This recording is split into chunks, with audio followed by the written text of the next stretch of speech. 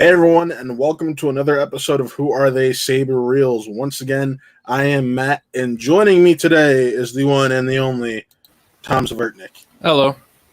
How you doing tonight, Tom? I'm doing pretty good. You had a good ride on that roadster of yours? I did, yes. For anyone unaware, my dad has been building a 1930s one roadster in the garage. So we just took it out for a ride tonight because it's a beautiful Saturday night. And now I'm back here. So we're all good. Yeah, and it may not be the Falcon, but a roadster still. That's close enough. Right. It's the prehistoric Falcon. Right. Well, no, we got a lot to go over tonight. There is a lot going down. There has been a lot that has gone down in the world of Star Wars. And no better way to start it off than with arguably the biggest news we've gotten over the past month and a half, 2 months, and that's Taika Waititi is he's rejoining the Star Wars universe to direct his own film. Tom, what was your initial reaction to the news? I do love Taika as a director. I think his episodes of The Mandalorian are pretty good. I wasn't the biggest fan of Jojo Rabbit, but I do love like What We Do in the Shadows and whatnot. I think he's a very unique director working today that I'm excited to see what he brings, but I'm kind of a bit. Well, I just want to see what he's going to do, because if like Phil Lord and Christopher Miller weren't able to complete their vision, and they are also like a kind of a comedic duo, and he's more of, I'd say he hits like the emotional strings, but comedy I think is like his A game. So I'm tempted to see what exactly his project will be. I mean, you said it. You said it perfectly. Comedy is where he brings his A game, but I think since he has this working relationship with Lucasfilm already, that we could honestly probably get a better production. I've been watching The Mandalorian, Disney Plus, The Mandalorian, the Gallery, or whatever it's called, and in the first episode when you have all the directors talking about what's going on and how they felt on set and everything, you had Taika Waititi talk about how having Jon Favreau and Dave Filoni there on set helped him reel in some of his more wacky tendencies and still make something great in the world. And he felt it made him a better director because he was able to do what he'd want to do and not have to sacrifice completely who he is as a creative. But I did have to laugh when it was announced, because if anyone remembers, like right after Lord and Miller were fired, somebody tweeted at Taika if he would want to direct a Star Wars movie, and he says, "No, I actually like to finish my movies, thank you." Damn. So when I saw that, I was just like, yeah, that's a swift change in your mind, but I guess him having that working relationship with Disney and being able to work on The Mandalorian had to play a large factor in his decision to join in on making this film. And it will be written by the co-writer of the Oscar-nominated 1917. Not to mention that that writer had also co-written Edgar Wright's next movie, Last Night in Soho, which was actually just announced, I think, today. That was originally going to be coming out in September, but that got pushed till 2021, obviously due to COVID. Damn, I was looking forward to that. Yeah, so I'm interested to see exactly what I think that duo, like what she brings to Star Wars. Crit, I'm sorry if I pronounced the name wrong, but is it Christy Wilson Cairns? I think. Like if I butchered the name, I'm terribly sorry. Yes. But, yeah, it was it's a very interesting. I think because she went from, I don't know if she co-wrote 1917 first or Last Night in Soho, but I'm pretty sure one or the other led to the next one, and then this is obviously I think it was 1917, and then Last Night in Soho. I think that's how it went, because 1917, that's one of those things where it was a larger production. Yeah, and it probably took more time to film. And Last Night in Soho, it being an Edgar Wright film, probably didn't have to be this rushed, bigger production. So it would only make sense that way. Mm-hmm. And guys, if you're watching and you have any questions or you want to throw in your thoughts, go ahead and we can throw them up on the screen. So post anything you want to, or post anything within reason and about Star Wars that you want to share or thoughts. So, yeah. But on top of that news, we did get news that we are getting a fourth Disney Plus television show, helmed by the writer Russian of, Doll. yes, Russian Doll. You've probably I haven't watched Russian Doll. I know you. You probably have. I started the first episode when it first came out, and it's not that I didn't like it. It's just like I did like it, and I don't remember what other series came out around the time, and I don't know why I stopped because it was a very intriguing pilot. At least I found it to be. So I think that's really cool that she's getting her own series. Though I'm also just wondering what it will be fully. But I know like sources say it will be like a female-centric series that takes place in a different part of the Star Wars timeline than other projects. But that's also like a very vague Broad, yeah. answer. Like, is this like what is what era is this? A lot of people are guessing that this is going to be part of the High Republic, which they announced a couple months back, which would only make sense. You're putting out new content, you're putting out books, comics, and everything to try to get that going. And it would only make sense to give everyone a television show so you provide more of that content and get people more interested in those books and the comics and any other medium they're going to be telling in that. So I would be interested in that.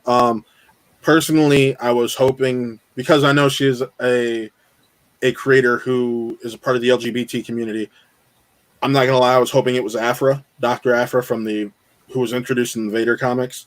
Mm-hmm. And then got her own comic line, because Afra is this very strong female character. And while, yes, it isn't the original trilogy, it's original trilogy adjacent. It's still in the timeline. It's like what the Netflix Marvel shows were in the beginning, where they were MCU adjacent. They acknowledged the stuff that was happening, but it didn't really tie into it well. Mm-hmm. So I was hoping that was what the announcement was going to be, but it is what it is. I am really excited to see what Leslie Headland can do with that. But there was just so much announced on May the 4th that you got to wonder, like, what all else is cooking. We know Kenobi's been pushed back and to start in, it's probably early 2021 at the earliest now, because originally it was pushed back to July, and then they've hired like two different writers since. And it's getting a page one rewrite from what I've been told, or what I've heard. I've heard about that. And the reason for that is apparently it was too close to the Mandalorian and story. And when I heard that, I was like, I mean, if it went with the concept of that he necessarily doesn't leave Tatooine and he kind of protects over Luke, or he helps like a nearby village. I mean, the Western / like samurai influence obviously is strongly felt Mandalorian, and I think it would even come through even stronger having a character that like he's only going to stay on like that desert setting, if that's what they do, if he does leave or something. But I could see it though. Personally, I've always been on the side that he should leave, because there's one line in A New Hope where Vader says, "When I last saw you, I was but a learner. Now I am the master." And there's the line in Return of the Jedi when Vader's talking to Luke, and he said, "Obi-Wan once thought as you did, but he was wrong." Well, we never saw Obi-Wan think there was still light in Anakin. In Revenge of the Sith, we saw that he was just, okay, I gotta kill Anakin. I've been told that's what I gotta do. I don't want to, but he's gone to the dark side. I got it. I have to do what I have to do. And I'm wondering if that. And there's been recent rumors that Hayden Christensen will be joining the show, so it only makes sense. I mean, did they say like what particularly he's joining, or because I heard he was just like he'll be coming back, but I heard like some sources weren't sure in what specifically. When I heard it, all I could think was Vader in a bacta tank. So, and that would make sense because you'd still get to see his face and still see it's him. Mm-hmm. And it's just, I think it makes the most sense because you get to have that story of maybe Obi-Wan has that little bit of hope, and it would add more to when he's telling Luke about the fact that your father was a great warrior, just like Clone Wars added more to it. Like Clone Wars improved the prequels, so why couldn't a show that takes place after the prequels and involves these two characters we know and love from the prequels and improve on it also. So I think it would be interesting for the fact of, hey, let's do this. Let's see Obi-Wan try to redeem Vader, and of course see him fail, and that adds more of this former warrior who's now having to redeem his mistakes by training this guy's son. So, but speaking of Clone Wars, let's talk about this final season. I know you've only watched the last 2 episodes. I have sadly have only I hear it is a great last season. Of course, I think Clone Wars is a great show, and I just haven't gotten to just sit down and kind of just go through it all in like a one sitting scenario. There's just so many things that keep popping up and people telling me to watch whatever. It's so much.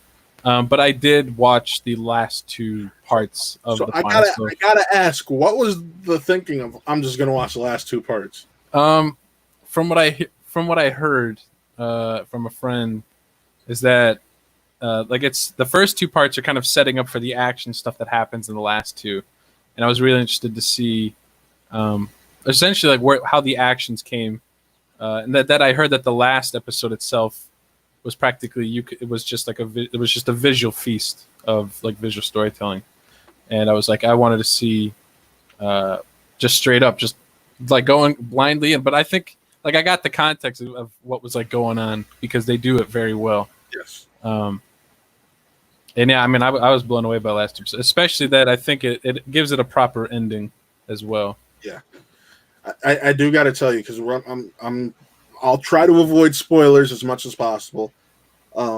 Surprised I didn't even drop any in while talking. Right, it's you. but you missed you talked about visual feast in the final episode. You missed the visual feast in the first episode.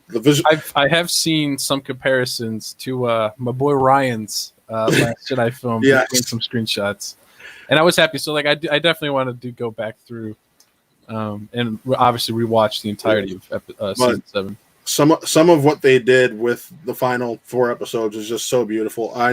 What they did for episode 2 especially, I loved. And they have the behind the scenes featurette you can go watch. I believe it's on the Star Wars YouTube page or it's on IGN, one of the two.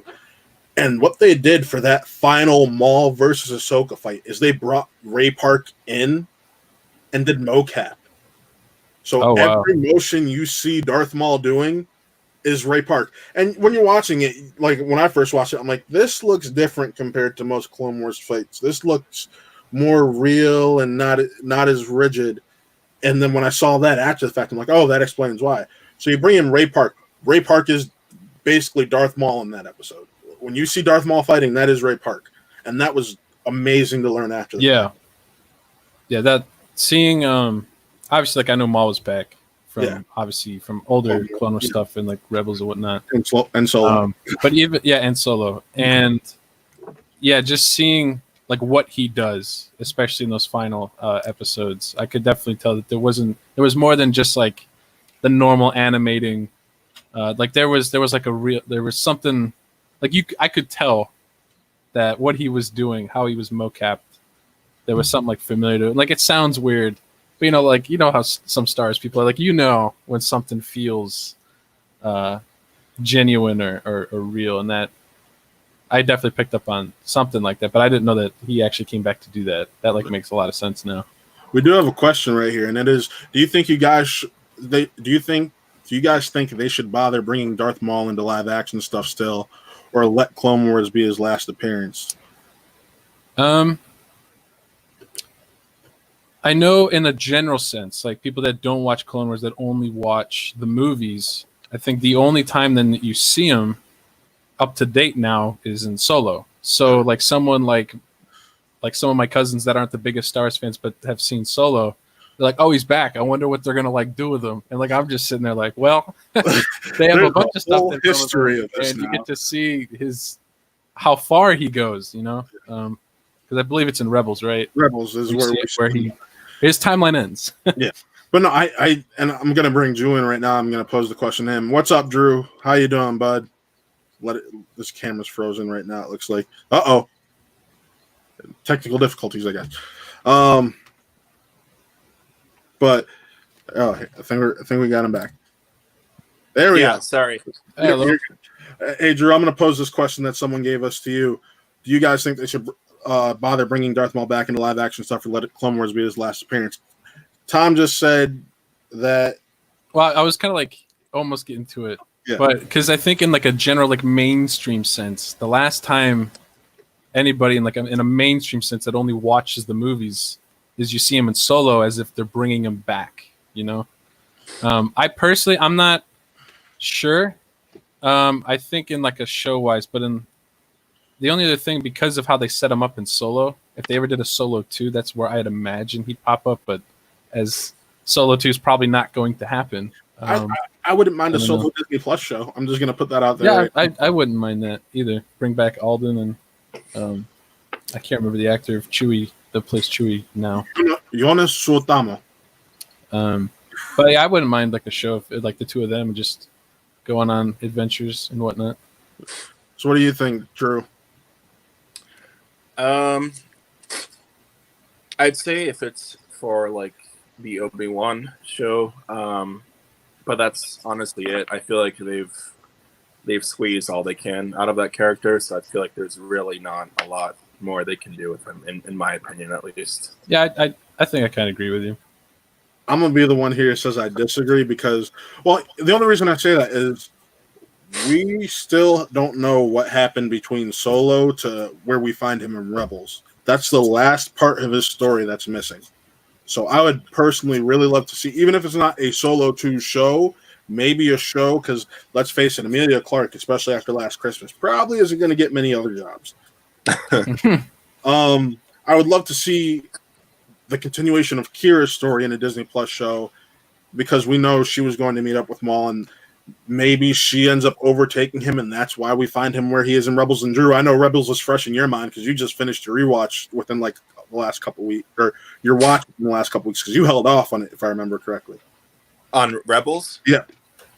Yeah. So I didn't watch Rebels or the majority of Clone Wars until Disney Plus was out. And actually, now that you said it, actually, like that Kira theory, I think that would be actually really interesting to see. But like when I say that, I'm more interested in seeing Kira than I am seeing Darth Maul. Oh, I agree. I agree with you there, but that's really the only place I could see him fitting in right now. Yeah, because we know. Sure, you could argue, oh, let's see Spider like Maul. I don't need to see any more Spider like Maul. I got enough context of that in Clone Wars. You're going to be on that trash planet that entire segment. No, thank you. Yeah, I try not to think about that. But overall, I think that's the story I want to see, primarily for the same reason as you. I want to see Kira's story continue on, and because that was one of the most intriguing things about Solo to me. So, but no, back to what we were originally talking about before the question. We were talking about the Clone Wars finale. Drew, give me your mini review. Just the final season in general, or this last arc, whichever you want to.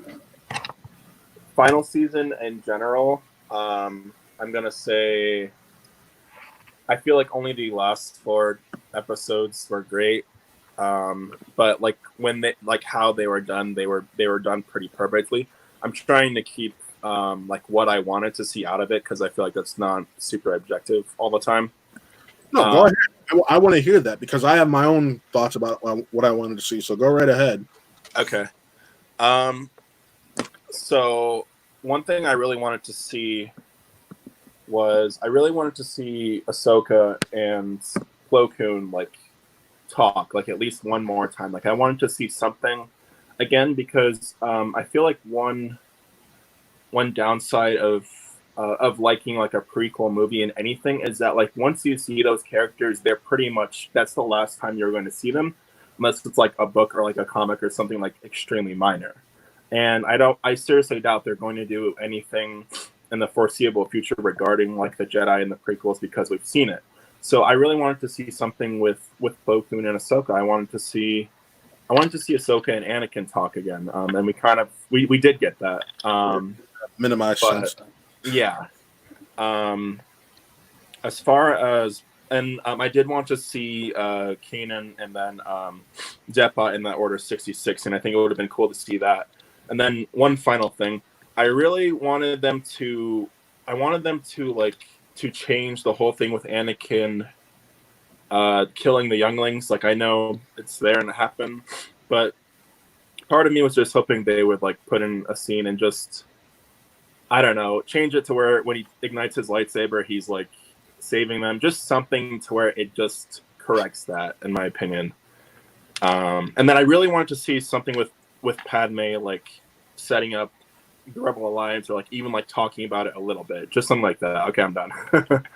See, you touched on something that I want to see, and you said something about Anakin and Ahsoka talking one more time. I would have, and I agree with you there. I really felt like we should have had a conversation with him and her, like right after he found out his assignment, instead of Obi-Wan telling Ahsoka Anakin's been given this assignment.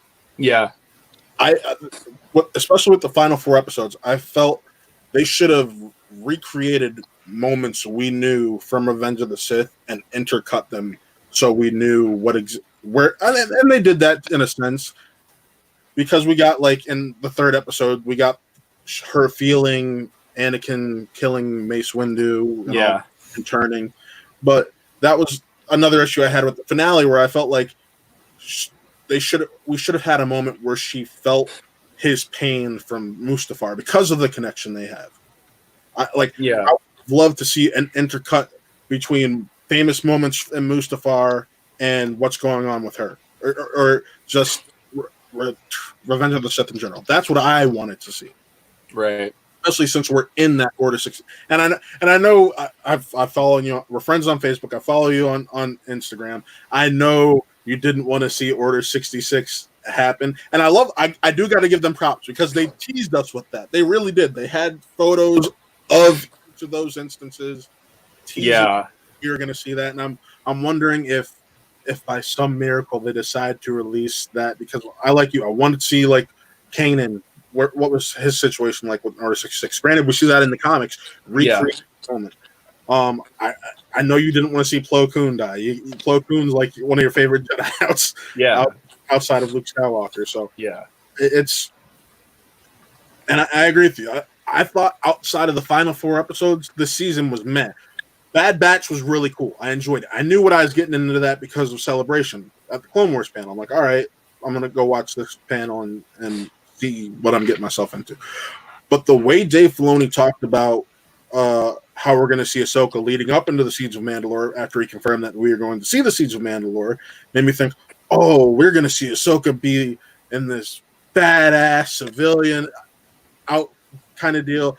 And then we got those middle 4 episodes. Yeah. And I didn't care for those one bit.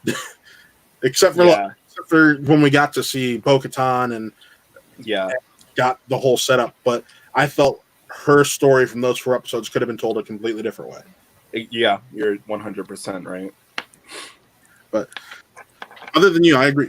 The Siege of Mandalore, that through what we get in the Revenge of the Sith, beautiful. That tear-jerking moment where we have Vader pick up her abandoned lightsaber and ignite it, and that final shot we get where you see Vader's silhouette and the broken clone helmet was just haunting. And Tom and I were talking about the score before we even went live. That score where Blade Runner meets Star Wars is just beautiful. And there was a lot to love from those final 4 episodes. It's just unfortunate that we didn't get everything, and it still left fans wanting a little bit more, as great as those episodes were. Yeah. Something else about Clone Wars. This isn't like a super huge thing, but it's something that I've only seen the last 2, but I heard that in the 3rd last episode, because I have like other fellow people that are also into Shadows of the Empire, that they name drop or you physically see. I'm not exactly sure because I've not yet watched it, but someone told me that you do see a mention, or Maul mentions the name, or I don't think he mentions any names, or I don't know how it is. Of Prince Shizor. There's a reference to Prince Shizor from Shadows of the Empire. We don't know if that's him. It looked like it was the same guy from when they set up the crime syndicate in the earlier episodes of Clone Wars because it was Maul talking to all the crime bosses, trying to like tell them to get into hiding. And you see Dryden Voss in that. Yeah, I did hear that you also see Dryden Voss. So it's a matter of that. We can't say it's Zizor for sure, but it was. And then another Shadows of the Empire thing, just to kind of connect it. I don't know if it's the Art of Solo or one of the books that came out after Solo, that there is a quote from Dash Rendar about talking about Han Solo after the fact that, after he was part of that whole Shadows of the Empire. One of the books. It is in one of the books. I know that. I've read that. And the fact that they bring that up after he was kind of considered like he doesn't exist, but his ship does, because you see it in that special edition of 4. But then they're like, oh, well, no, I guess he kind of exists now because we have a quote from him in our new book from our new movie. Yeah. And then kind of, if that is Prince Shizor, which I don't know. I grew up on like Shadows of the Empire. I played that game. I mean, I play it now. The controls are so bad, but I played the hell out of it, and I did enjoy that story. And I'm wondering if it's like stealthily coming back into canon somehow. I mean, and Drew can attest to this. They've been picking and choosing what they're bringing back into canon. Yeah. Mm-hmm. Like we got Thrawn brought back. We've gotten. Has his thing been closed? No. They officially said what happened with him? That's actually, we're about to get into that next with what's going on with Mandalorian season 2. Because, wow. Yeah, a lot of stuff in 1 week. A lot of stuff on one show in like a 2-week span. But it's really interesting to see where Star Wars is going forward. And speaking of The Mandalorian, I do want to say that if you guys aren't watching the Disney Gallery, and I know a lot of people are Dave Filoni fans, Disney Gallery, The Mandalorian, and the end of episode 2, Dave Filoni talks about this beautiful way of connecting the prequels to the original trilogy, and about how the Duel of the Fates, without that is the catalyst point for everything we see going forward. And if you don't watch Disney Gallery Mandalorian, go watch that now, even if it's just the last 5 minutes listening to Dave Filoni talk. The man knows what he's talking about, as she should, and it nearly brought me to tears as someone who doesn't even really care for the prequels even. So, but I digress. We go to the Mandalorian news, where we have a ton of news. We've gotten director announcements. We've got rumored castings. And we know for a fact that the Mandalorian Season 2 will be released on time because it finished filming before COVID struck. So we'll start with Drew. Drew, how happy does that make you feel, knowing that we're not going to get a Mandalorian delay? That's really good. It's actually really surprising how quick they're getting these seasons out. I mean, I agree with you. It's surprising, but I know that we got a picture tweeted from set like as the Mandalorian started launching on Disney Plus from Jon Favreau, and I remember in the press lead-ups to the show dropping, we knew one director that we had announced was Apollo Creed himself.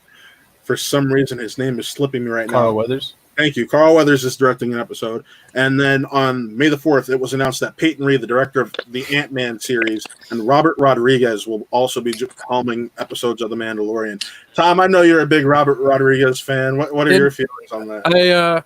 He holds a place in my heart. Like, you can say a lot about what the majority of his movies for like youth, like of Spy Kids and whatnot. But, I think no matter what, he always has a sincere place at heart for whatever he's doing or whatever he's creating. And I don't know. I was kind of I was like surprised that they got someone like Rodriguez, because I don't really think he's done anything to like the side. Like, I'm saying in terms of like, he's obviously, this is a Star Wars project, but I don't. Besides, well, no, he did do Alita Battle Angel. I was about to say he did Alita. Yeah. All right, yeah, he did do Alita, which I did enjoy Alita. I enjoyed it outside of the love interest. That dude couldn't act his way out of a box. Yeah, that was probably the weak point for me as well. But no, I saw him post the picture on Twitter because I follow him on Twitter, and I was like, oh damn! Like they got him to direct an episode, and I'm wondering if he'll bring some of that like early Rodriguez style to Mandalorian. I could say it would be welcome. It would be well welcomed. But we know Jon Favreau is directing the episode. Dave Filoni's only directing one episode. That has been confirmed. He's got one episode. And then Peyton Reed is one. That's one that intrigues me. I don't know how to feel about that because, like, Ant-Man and the Wasp was cool, and Ant-Man's is an underrated Marvel film in my opinion. But I really like the first Ant-Man. I don't really know. I can't think of anything else that he's done that I've seen outside of those two films. He's done some. I'm pretty sure he was like a rom-com director, right? Before he went Marvel. Yeah, because he did like Yes Man, Bring It On, The Breakup. So he's done like some rom-coms. Does that mean we're getting some rom-com action in The Mandalorian? Not. Boba Fett comes back and he's like, "Hey man." That brings me to what. Let's talk about all these rumors and castings and everything. So last night it was announced that Timothy Olyphant will be joining The Mandalorian season 2. Wow, that was unexpected. But in all honesty, compared to everything else, that's probably the smallest piece of cast news we've gotten. And to say that's small cast news is, it feels like a slight, but it's just true. I've never watched Justified. Some people have suggested that maybe he could be playing a Cad Bane, which that would be awesome in my opinion. Yeah, I feel like he'll be playing like a bounty hunter. It's the only way. Drew, what do you think about that? The Timothy Olyphant casting? Yep. I've actually only seen him, I think, from The Office. But what I did see was good. So I'm kind of just waiting to see for a lot of these things. Just gonna let it happen and then go from there. What, you don't remember? You didn't see the Bruce Willis last decent Die Hard movie, Live Free? Oh, that's right. He's the villain in that. Oh yeah, I forgot that movie. I honestly forgot that movie. He walking on a jet in midair. And yeah, that was. I'm sorry, Tom. That was the last decent Die Hard movie. No, you're right about that. I'm not defending 5 at all. I neither will I. But no, I've been a fan. I've just I am number 4. He's great he's great in subpar stuff. I've never seen Justified, which is what he's really known for, and that's a Western bounty hunter type show. And I'm like, I guess I got to watch it now to get an idea of what I may be getting from him. I think the last thing I saw him in was Once Upon a Time in Hollywood. I forgot he was in Once Upon a Time. Yeah, because he's in he acts across DiCaprio in the movie that he's starring in when they're shooting it in Hollywood. Yeah. I think that's the last thing I've seen him in recently. Okay. Yeah, I like that movie a lot. But no, I know this other rumored news. I'm going to go to Drew on this because I know he'll probably have a lot to talk about in terms of this. But Katie Sackhoff coming back to apparently play Bo-Katan. Drew, I know you are a big Bo-Katan fan, and come on, buddy, break out of your shell. How excited were you? How excited were you when you saw that? Very excited. She's I feel like she's kind of the Mandalorian for me that I guess maybe want to be like a Mandalorian or to cosplay a Mandalorian. I really liked her whole arc, and I like how I feel like she would fit into the story very interestingly, and I'm praying that it's not because she was killed by Moff Gideon, because I'm not ready for that. I don't think it'll be that, but I do think by her coming into the show, we're gonna learn more about this whole the purge of Mandalore, whatever it's referred to in the Mandalorian. Because when we leave Mandalorian and Rebels, it seems like they're about to take the planet back, and we're gonna get this whole race of warriors again. And then knowing that Mandalorian is about 3 to 5 years after Return of the Jedi, and we find out that there are barely any Mandalorians left, I'm kind of scared. Yeah. Tom, what are your thoughts on that? On the Bo-Katan? Yeah. I think that's pretty interesting. I think as a whole, with all the recent cast stuff, of even Boba Fett and whatnot, that I'm interested to see how they play into the story, because I'm wondering, are they going to play a big enough part that they might take away from the titular, I can't even say the word right, but basically the Mandalorian character himself. They're going to take away from him, because as soon as Bo-Katan or Boba Fett walks on screen, it's all eyes are on them. Yeah, to see, because it's to see them come into live action, and not only that, but see Boba Fett back on the silver screen or just on the screen in general. is going to be a huge thing. So I'm just wondering exactly how they're going to play into the story. But I'm excited to see them all back. See, for me, and they said when they announced the whole Boba Fett thing that he won't be playing a large part in this, and he's more of a setup for season 3. But they confirmed that figure we see at the end of episode 5 is him. That they said that figure was Boba Fett. That was confirmed. I do remember that moment because it was like really quick, and I was like, "Wait, what?" It's like the episode ended, and then we just never come back to that for the whole rest of the season. But yeah, if that's who that is, then. Huh. Yeah, and let's talk about it. Tamora Morrison coming back as Boba Fett, and it's rumored he may be playing a second character, which anyone who loves Star Wars and has a brain knows would be Captain Rex. So we know he does make it that far in the world. So it's just a matter of how old will he be, because technically, if you want to go based off of the canon that we know, he's in Return of the Jedi. We know he's in Return of the Jedi as that old man with the beard who's just a background character. We know but especially with the Ahsoka Tano rumors, it just makes sense for this to be a moment of, hey, he's with Ahsoka, because maybe this is how we're going to tie in finding someone to take Baby Yoda and finish off the Thrawn and Ezra story. Because that story, we still, as far as we know, they're gone. They're somewhere off in the universe where we don't know. Mm-hmm. So, what would your reaction be to if that's where the Mandalorian decides to go?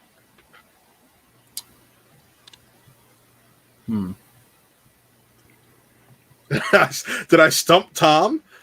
A little bit. I'd say come back to me.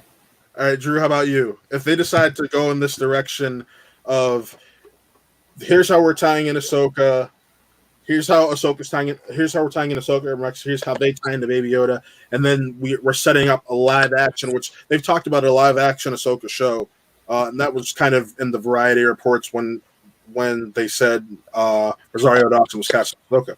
Could that live action show be The Hunt for Ezra, and her and Sabine leading this show, and maybe they take Baby Yoda at this point to be trained by Ezra or Ahsoka herself? So what do you think if they decide to go in that direction?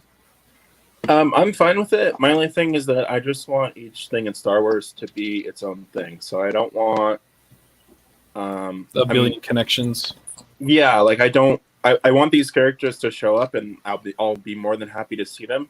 But don't like make them like a recurring thing, or like give them like, you know, like main like storylines. Like we can see them in an episode or two, but like don't let that linger. Like let these characters be their own thing. You know what I mean?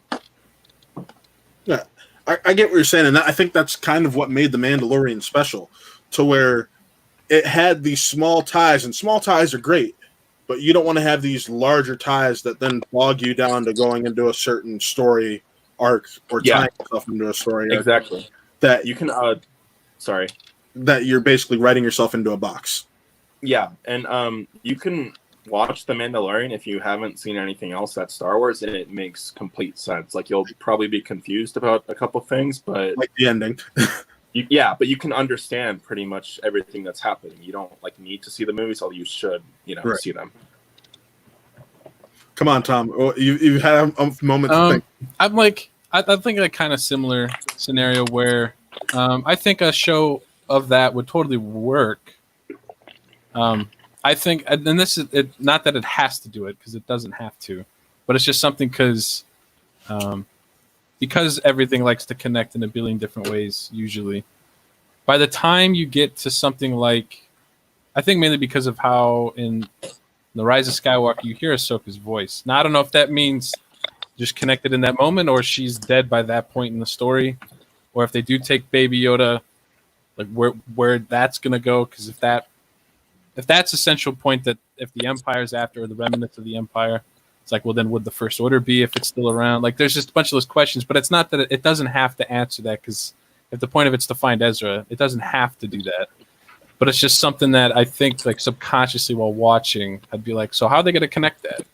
And it's like, I don't know, do I want to have that I mean, it's like it's not going to drive how the show actually is because if it has nothing to do with it.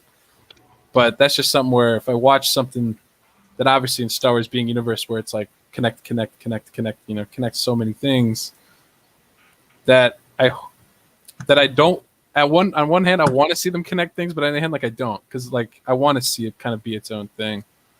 So I guess it'd just be the direction that they take it. But I totally think a show of like Ahsoka with like Baby Yoda would not totally work. So would you be okay if the Mandalorian decides to run like, let's say, a backdoor pilot for a show like that? I think because of all these major characters coming back from the season, I think that's gonna happen. This is like a little offshoot of that. Just surprised that they're like, we'll put all these characters in and then just give Cassian Andor his own show. But I think this next season of it is gonna open up some doors for like a lot, because seeing how successful that Mandalorian show was, and that wasn't even about like, I mean, he's a character that people know now, but you know, if you were to say, yeah, Boba Fett's gonna go have his own show and Ahsoka's gonna have their own show, and those are two established characters. Those are both the audiences they're going to just show up immediately, you know.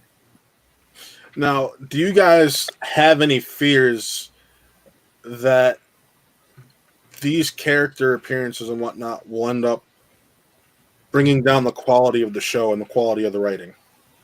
If it's like a somehow Palpatine's return scenario, yeah, where it's kind of just like not. Obviously, they're probably going to have to explain if you know how Boba Fett just walks on up to Mandalorian or something, but I hope it's not just like, I don't know. That's the thing. I think it might cause some of those moments where like Rise of Skywalker. It's like, wait, you gonna explain that? And it's like, nah. So we're just gonna continue going down the path we're on. It's like, oh, all right. Drew, what about you? Yeah. They keep. I feel like in this past month they've just like. It's like every other day or like every week they just keep like throwing out new castings, and it's like we were already on board, like we were already all excited to see it. Like you don't need to keep throwing these things in to like make us come back, because everyone, you know, I feel like Mandalorian is like universally loved besides those, you know, those few. So it's kind of like, you know, I don't know if it has to do with Rise of Skywalker not doing as well as they wanted, and then maybe they're panicking, but it's like it obviously did well. So it's like you don't need to keep accommodating to add these extra characters when these established characters did great on their own. You know what I mean? And I'm excited to see these other characters appear, if that makes sense. Yeah, and I think we should make it known and establish that Disney has not confirmed any of these casting. They've been mum, but it would be wrong of us to not say that these castings are probably true. Everyone know, Tom, you and I especially know the business, but you know, there's probably an overly excited PA who leaks it on there, or somebody who's just involved with the project in general who just let something slip. Don't put my name in, but this is what's happening, and got to show Eric some love. Tom loves episode. No, come on now. All right. But no, Tom doesn't love episode 9, but he sure does love episode 8. I do. I love 8, and I'm not the. No, I'm not even gonna talk about 9. I can't do it. Tom, have you done your rewatch yet? I have seen it one other time since then. You ready for the time I did watch it was with a bunch of it was like an online watch with friends. But they wanted to hear it. And funny enough, the people that I watched with, they hadn't even seen 7 or 8. So they just jumped in. And and they just wanted to hear my commentary over the entire movie. And I think I couldn't go to sleep. I was so mad. Like I just got mad again.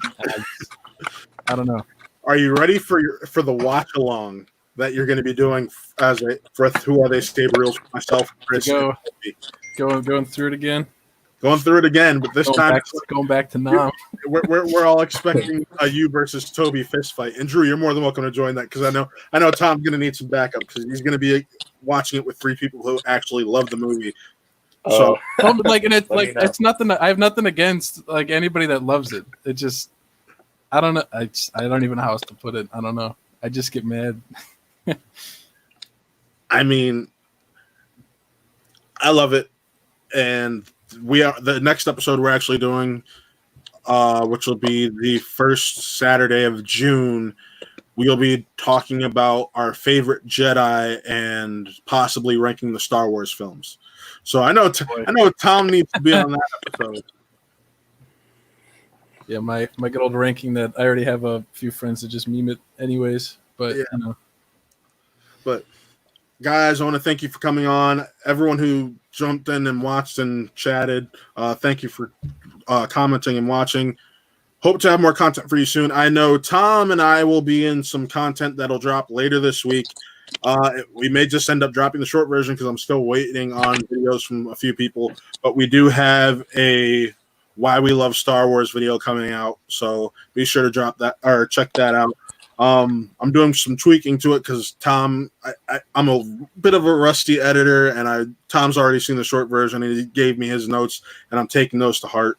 But once again, Drew, thank you for coming on. Tom, thank you for coming on. And thank you for watching and joining us. And all I have to say is, from now, may the Force be with you. Have a good night.